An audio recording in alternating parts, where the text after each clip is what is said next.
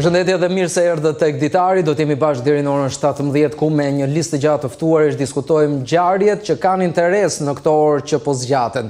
E them këtë referuar Final Fourit që luhet ditën e sotme, do të kemi një intervistë të veçantë në lidhje me këtë çështje në pjesën e fundit të programit. Do ndalemi te inteligjenca artificiale. A është ajo kërcënim për të ardhmen? A janë brezat e rinj të adaptuar për t'u përshtatur asaj? A do i kërcënoj pozicionet e reja të punës?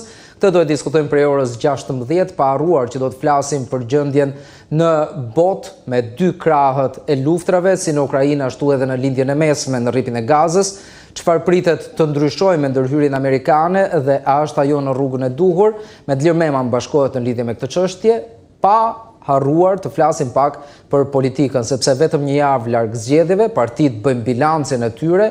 Afron dita në fakt ku të gjitha do të mbledhin frytet e punës, do të marrin përgjigjen e elektoratit me anë të votës. Partitë më dha më të rregjura në rrugën e politikës e kanë bërë tashmë projeksionin e vet, por janë të rinj të alternativave të tjera, të partive që do të përballen me realitetin.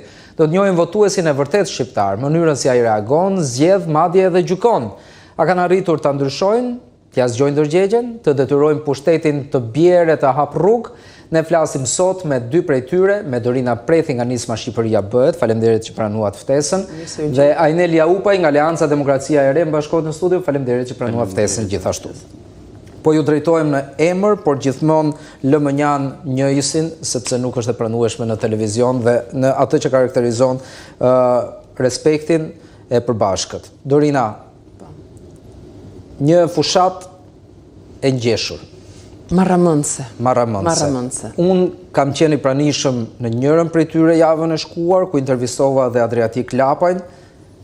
Nga ju dua të di, a ka shpresë në popull tek të rinjt? Ju falenderoj që erdhët, di dhe aktivitetin rastin përkatës ku erdhët në terren, sepse ajo që unë konstatoj dhe përdor dhe rastin ta them është që ndryshon krejtësisht situata nga televizioni në realitet. Pra, sigurisht ju përpiqeni që ta përcjellni realitetin, po ai gjithmonë përçohet si duhet dhe duke ardhur ndoshta i afrohemi gjithnjëherë më shumë atij. Ka shumë shpresë.